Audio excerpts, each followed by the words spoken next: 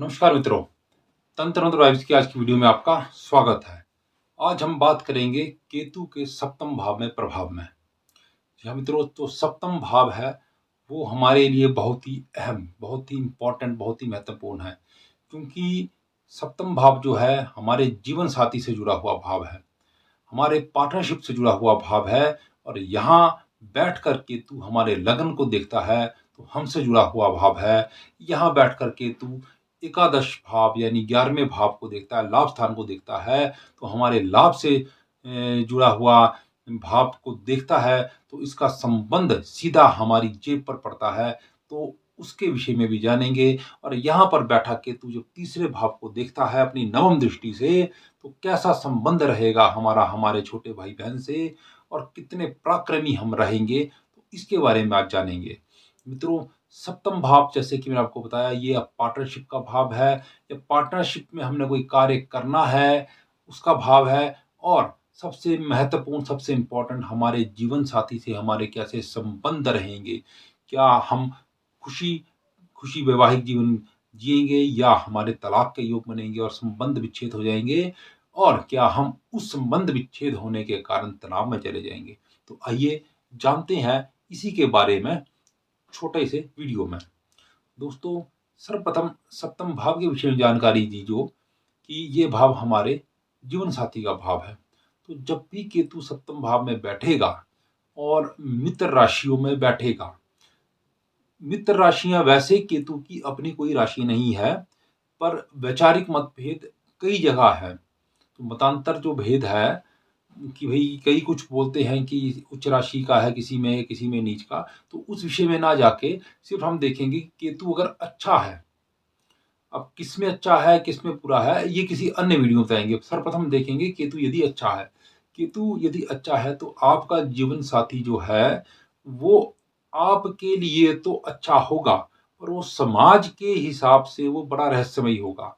रहस्यमयी कैसा होगा, आपके लिए कैसा होगा कि एक तो उसके विचार विचार जो होंगे आपके विचार से एडवांस होंगे।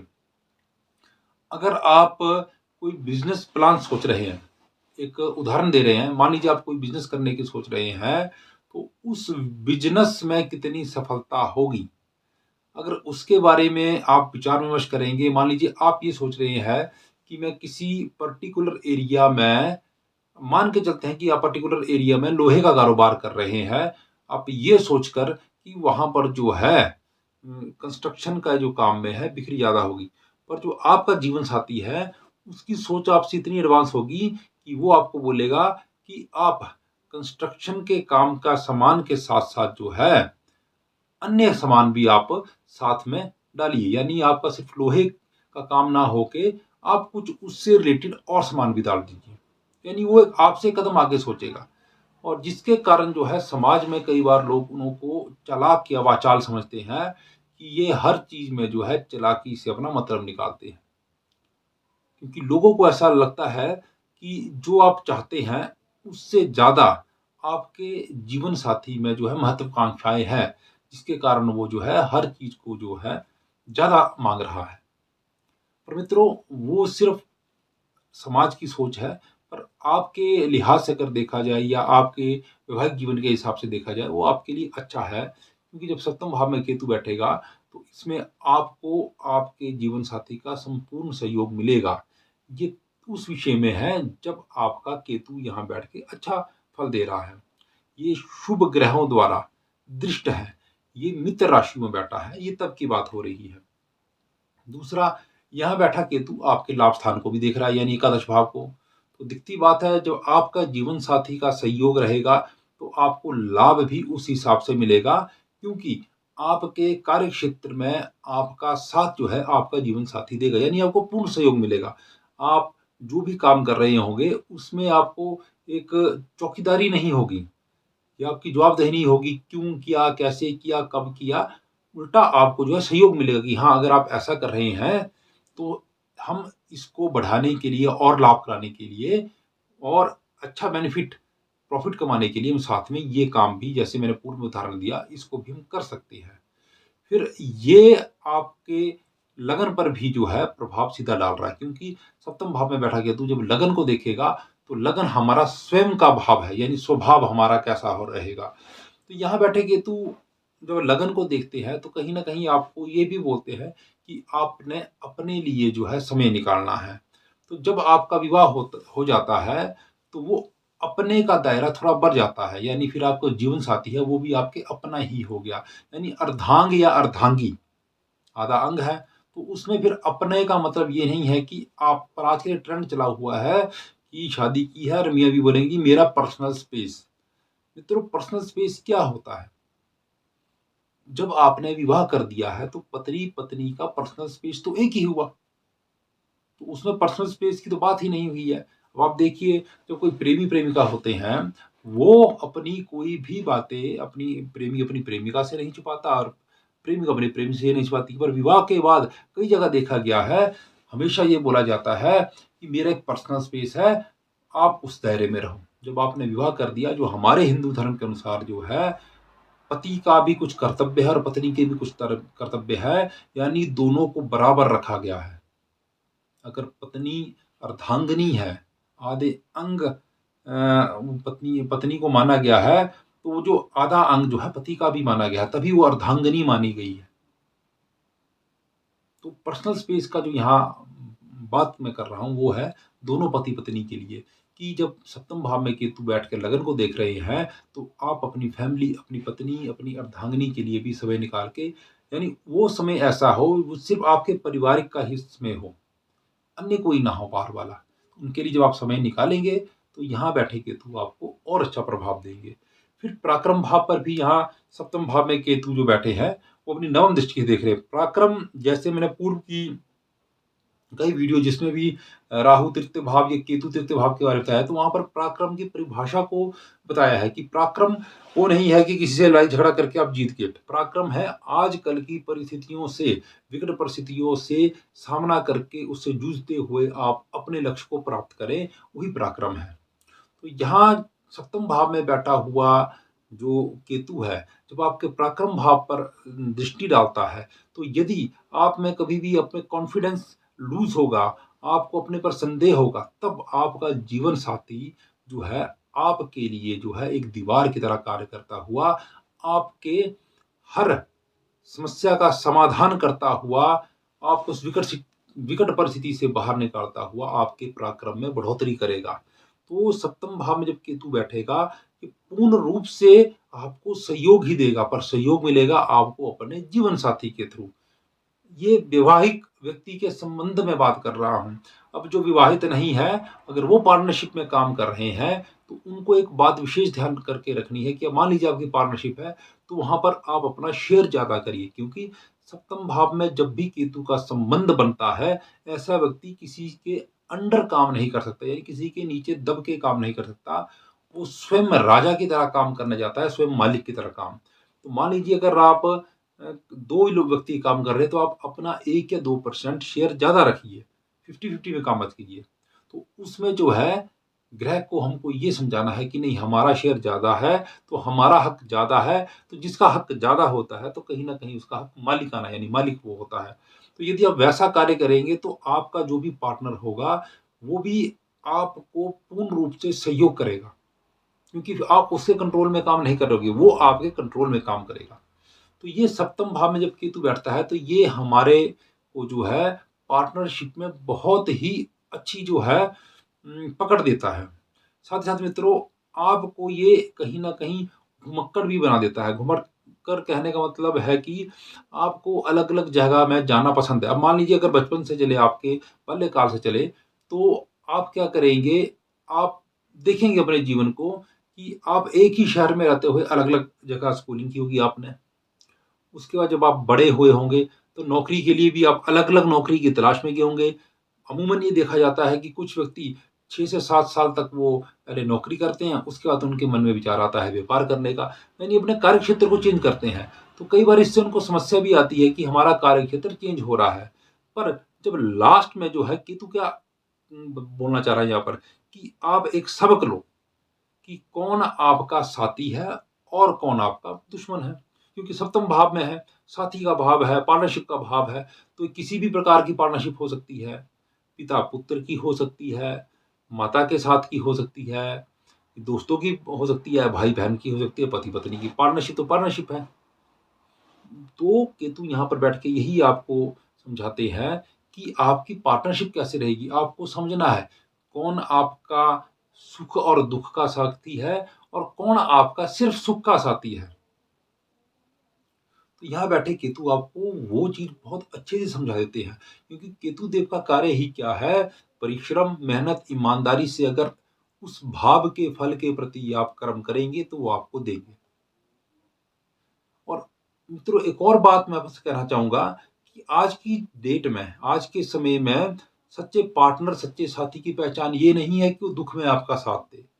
सच्चे साथी की पहचान वो है जब आप उन्नति कर रहे हो तब वो आपसे ईर्ष्या ना करे, तब वो आपके साथ आपको उन्नत होने में आपकी मदद करे। यानी आपसे जलस ना हो आपके सक्सेस होने पर, बल्कि आपको सक्सेस पाने के लिए, आपको एम, आपके गोल को पाने के लिए वो आपके साथ कंधे से कंधा मिला के चले कि चलो मैं आपके साथ हूँ। जब उन्नति करेंगे तो आपके लिए जो है मैं वही कांधा, वही सहारा हूँ, अगर कि आपको मैं गिरने नहीं दूंगा। उसको ये मतलब नहीं कि मुझे भी साथ में उन्नति तरक्की करनी है, आपका सहारा है। तो आज की समय में, जो कलयुग के समय की जो असल परिभाषा है, आपको दुखी तो सभी चाहेंगे आपको, चलो दुखी हो जाएगा, उस टाइम खड़े हो जाएंगे कि मैं हूँ, मैं हूँ, मैं हूँ। क्यों? क्योंकि लोग चाहते हैं कि आप हमेशा ही समस्या में फंसे रहे, दो मीठी बातें बोलेंगे, आप सोचेंगे तो मेरा साथी है। असल पता लगता है जब आप उन्नति तरक्की कर रहे होंगे और व्यक्ति आपके साथ ही खड़ा हो कि चल मैं भी निष्काम भाव से तेरे साथ हूँ, मुझे कुछ नहीं चाहिए, तेरी तरक्की चाहिए। तो ये भी आज की डेट में क्राइटेरिया है। तो हम बात कर रहे थे कि आपको ये थोड़ा घुमक्कड़ स्वभाव का बना देगा। जैसे आपने स्कूलिंग अलग अलग शहरों में की, काम काज के लिए दौड़ेंगे, पर जब आप एक अपनी लाइफ में रफ्तार, एक पेस पकड़ेंगे तो आप ऐसी पेस पकड़ेंगे कि कोई आपको नहीं पकड़ पाएगा। और आपके जीवन साथी का स्वभाव भी ऐसा होगा। और यही सप्तम भाव में जब केतु बैठेगा तो कहीं ना कहीं इससे हम विदेश गमन के योग भी देखते हैं। तो हो ना हो, आपका विदेश में गमन एक बार जरूर होगा, यानी विदेश यात्रा जरूर करेंगे आप। चाहे आप घूमें, और घूमते हैं, अलग अलग शहरों को घूमते हैं। शौक होता है ऐसे व्यक्ति को अलग अलग शहरों में घूमने का। और प्लान, उसकी तो बात ही मत करो। मन आया तो एकदम ही आप सारा सामान गाड़ी उठा के चल पड़ेंगे और घूमने निकल जाएंगे। और ये भी नहीं देखेंगे कि कहाँ बस आपके मन में होगा कि चलो कहीं हम घूम के आएंगे। आप मान लिए जा रहे होंगे आगरा, रास्ते में आपको पता लगेगा कि नहीं राजस्थान में भी अच्छा, तो आप मुड़ जाएंगे। तो यानी ये एकदम आपके माइंड में जो प्लानिंग लेके नहीं चलेंगे आप, और आप सीधे ही जो है बस घूमने निकल जाएंगे। ये बोल सकते हैं कि मनमौजी होंगे आप। और आपका जो है जीवन साथी भी वैसे ही स्वभाव का होगा, क्योंकि सप्तम भाव में केतु है। तो आपका जीवन साथी अलग तो होगा। वहीं अगर बात करते हैं, अगर सप्तम भाव का केतु केतु बुरा प्रभाव अगर आप पर डालेगा, तो मान लीजिए मित्रों आपका जीवन नरक हो जाएगा। क्योंकि सबसे पहले ये आपके जीवन साथी पर ही प्रभाव डालेगा। आपका जीवन साथी आपके एंटी हो जाएगा। आपके वैचारिक मतभेद इतने होंगे कि हर बात पर आपके साथ टोका टाकी हो।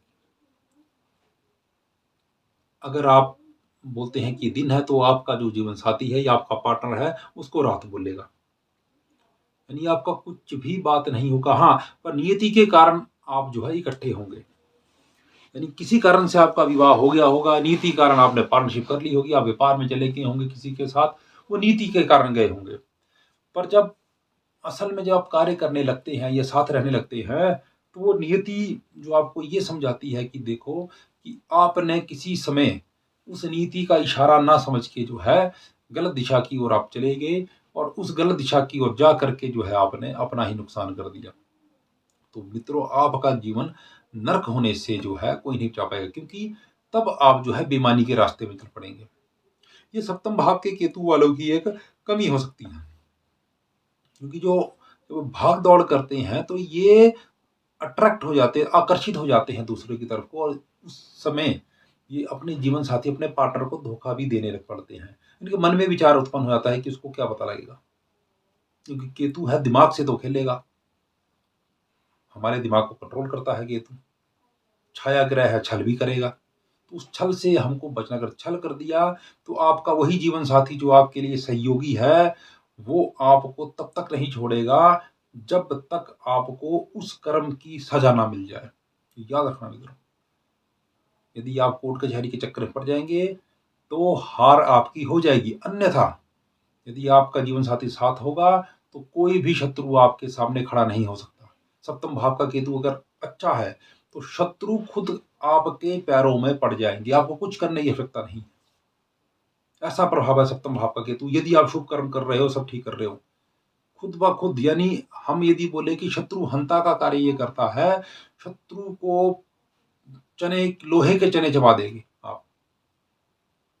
एक बार किसी ने अगर आपसे पंगा ले लिया या आपके विरुद्ध हो गया तो आप ऐसी पटकनी इसको मारेंगे कि उठने लायक नहीं रहेगा। ये तब बात है जब आप अच्छे कर्म कर रहे हैं, केतु के अनुरूप कर्म कर रहे हैं, यानी परिश्रम करके ईमानदारी से अपना कार्य कर रहे हैं। अगर तब कोई आपको छेड़ दे तो ऐसे व्यक्ति की तो हार निश्चित है। परंतु यदि आप नीच कर्म कर रहे हैं, धोखा दे रहे हैं और आप पर शत्रु ने, फिर तो आप गलत हैं।